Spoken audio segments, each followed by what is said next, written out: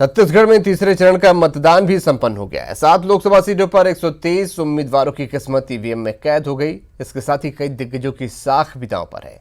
23 मई को सभी 11 सीटों के लिए वोटों की गिनती होगी।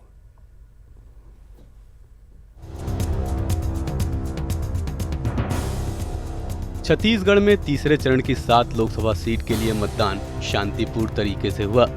करीब 1,27,00,000 से ज्यादा मतदाताओं ने 123 प्रत्याशियों की किस्मत ईवीएम में बंद कर दी। इस चरण में रायपुर, दुर्ग, बिलासपुर, रायगढ़, कोरबा, जांजगीर चांपा और सरगुजा सीट पर मतदान कराने के लिए 15,408 बूथ बनाए गए थे। मतदान सुबह 7 बजे शुरू हुआ और शाम 5 बजे तक चला। दुर्ग के पाटन में सीएम भूपेश बघेल ने परिवार के साथ मतदान किया।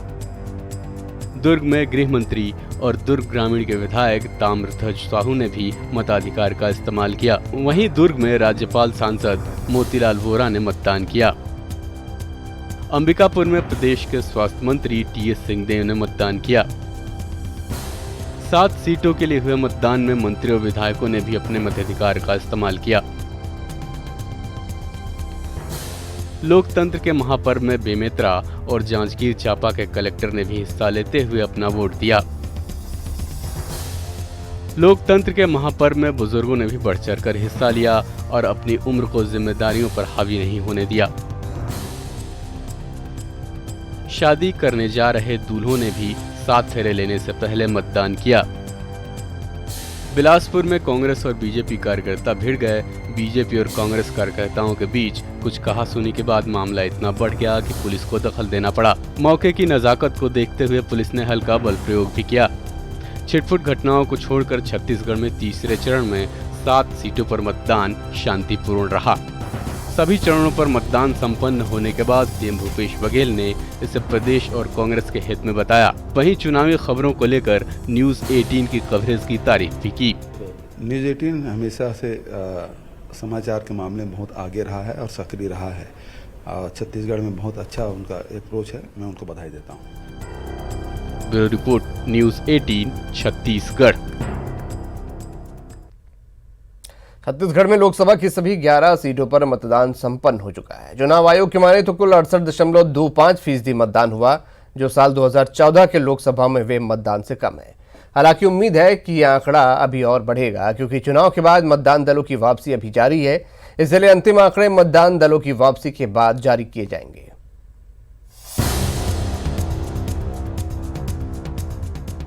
छत्तीसगढ़ में तीसरे चरण के लिए हुए लोकसभा चुनाव में कुल 68.25% मतदान हुआ है, जो कि 2014 के लोकसभा में हुए मतदान प्रतिशत से कम है।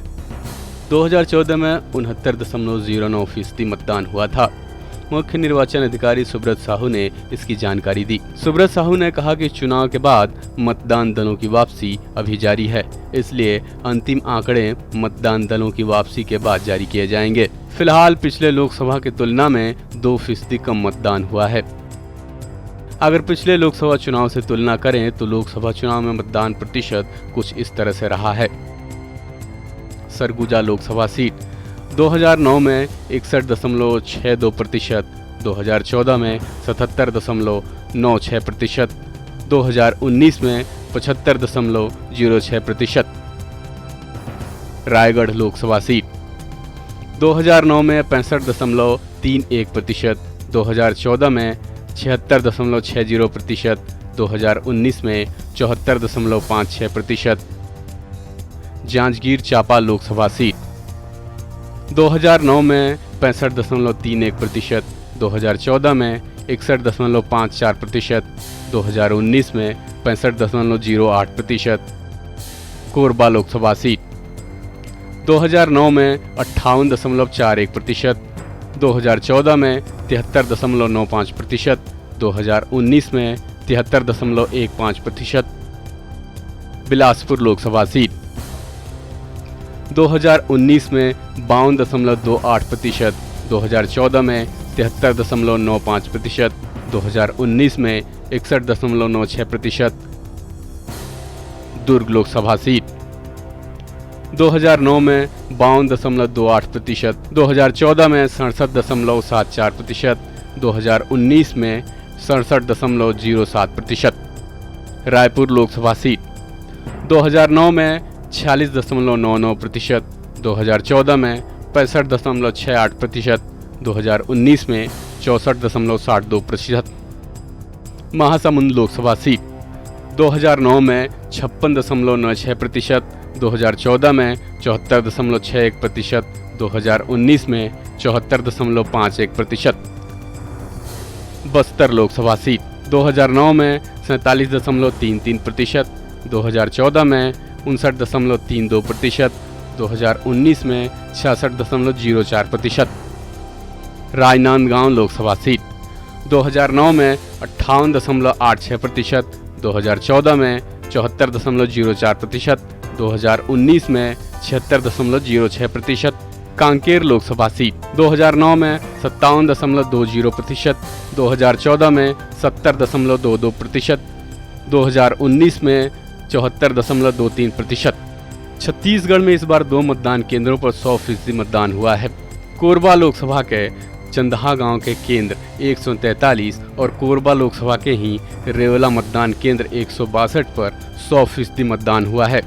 इस बार भी सरगुजा ने बाजी मारी है। प्रदेश में सबसे ज्यादा 75.06% वोटिंग सरगुजा में हुई है।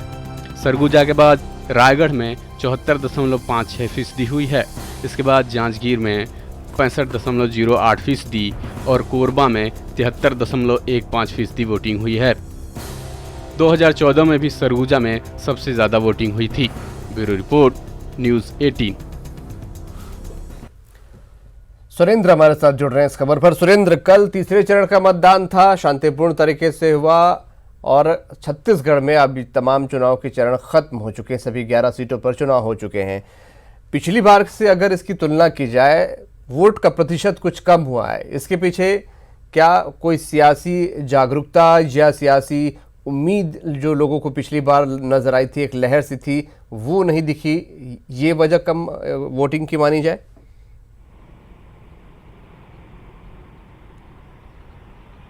देखिए अभिषेक, अभी जिस तरह से ये फाइनल जो फिगर्स हैं वो अभी निर्वाचन आयोग ने जारी नहीं किए हैं।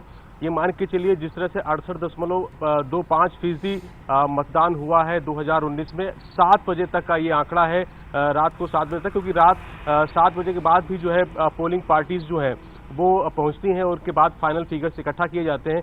और पिछली बार जिस तरह 2014 की अगर हम बात करें तो 69.02% जो है मतदान यहाँ पर हुआ था।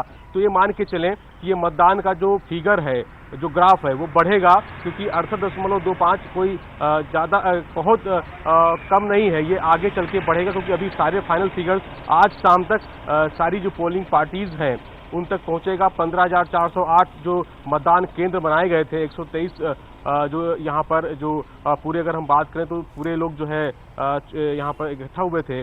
पोलिंग पार्टीज जो है सारी तैयारी हुई थी। 15,408 मतदान केंद्र है, तो सारे जो मतदान केंद्र पे पहुंच जाएंगे। उसके बाद में फाइनल फिगर उसको किया जाएगा। उसके बाद इसमें ये डिसाइड किया जाएगा कितने फिगर्स हुआ है। हालांकि 7 बजे तक जो आंकड़ा है वो 68.25% का है।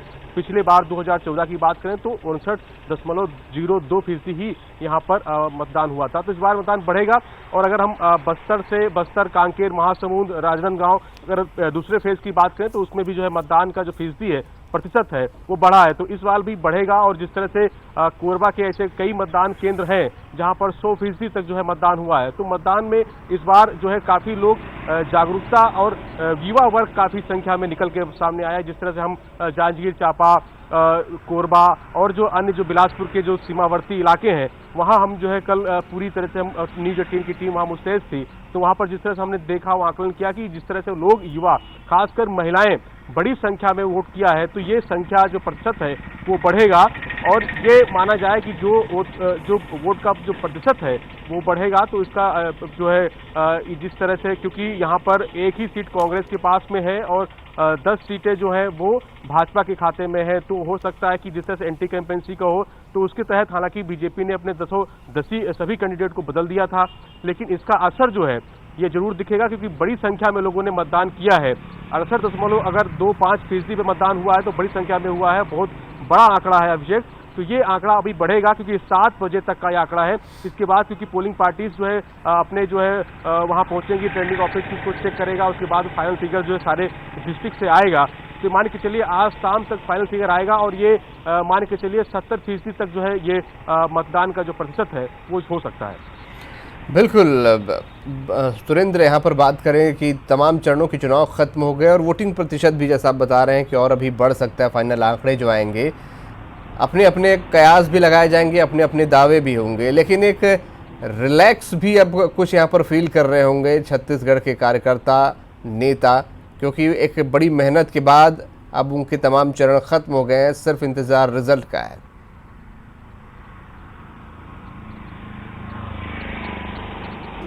बिल्कुल अभिषेक, क्योंकि जिस तरह से कांग्रेस ने अपनी, हालांकि कांग्रेस के जो मुख्यमंत्री हैं भूपेश बघेल, उन्हें साफ तौर से ये कहा है कि जिस तरह से हमारे पास पाने के लिए तो बहुत कुछ है, खोने के लिए कुछ नहीं है। उन्होंने ये बात न्यूज़ 18 से कही थी।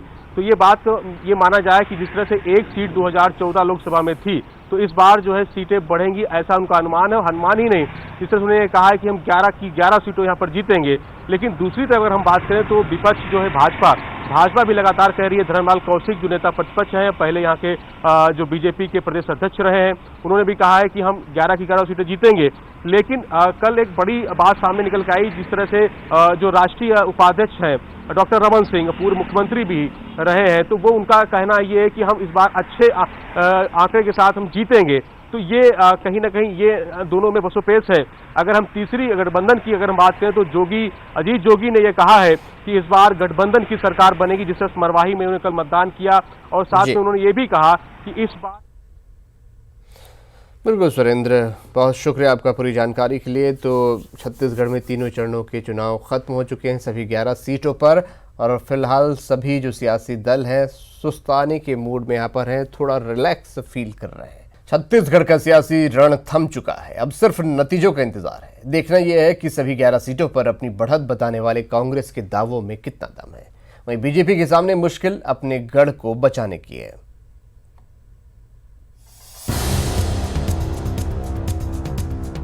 छत्तीसगढ़ में तीसरे और आखिरी चरण में लोकसभा चुनाव के मतदान के साथ 11 सीट पर प्रत्याशियों की किस्मत ईवीएम में कैद हो चुकी है।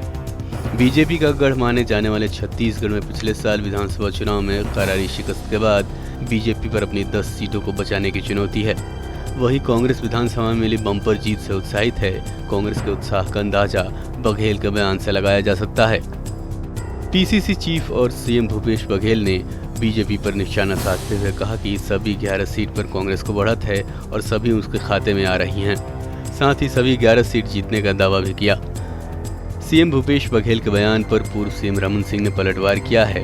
रमन सिंह का कहना है कि भूपेश बघेल एनडीए की चिंता न करें, बल्कि छत्तीसगढ़ की चिंता करें। अरे वो एनडीए की बात छोड़े, भूपेश ये देखे कि उसकी सारी की सारी सीट जा रही है। लोकसभा की 11 में से अधिकांश सीट हार रहे हैं, तो वो छत्तीसगढ़ की चिंता करे, एनडीए यूपी की चिंता करने लायक हुआ नहीं है।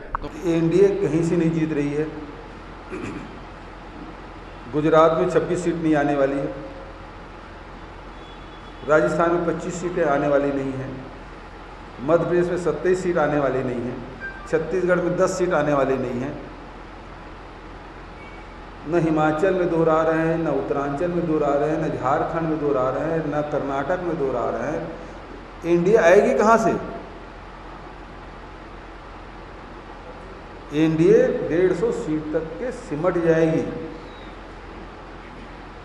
यूपी की सरकार आएगी। वहीं मरवाही में छत्तीसगढ़ के पूर्व सीएम अजीत जोगी ने भी परिवार के साथ वोट डाला। साथ ही रिजल्ट को लेकर कहा कि लोगों के मन में क्या है इस बार जानना बहुत मुश्किल है, लिहाजा कोई भी पार्टी पहले से जीत का दावा नहीं कर सकती।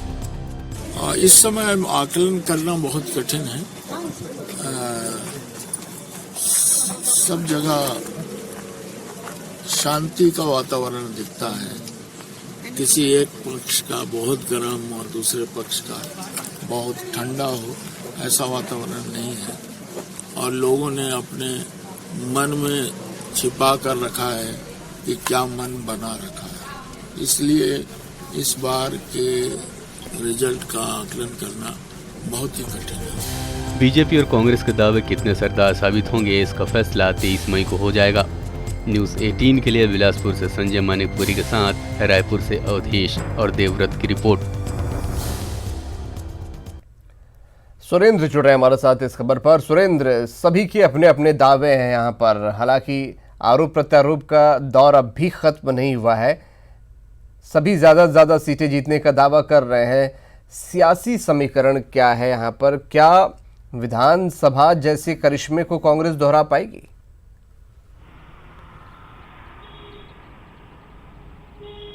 देखिए अभिषेक, बड़ा सवाल, और अगर देखने वाली बात अगर हम कहें यहाँ की सियासत की अगर हम बात करें तो जिस तरह से इस बार का जो लोकसभा का चुनाव है 2019 का, वो अगर देखा जाए तो सीधे तौर पर जो है मुख्यमंत्री भूपेश बघेल के चेहरे पर लड़ा गया है।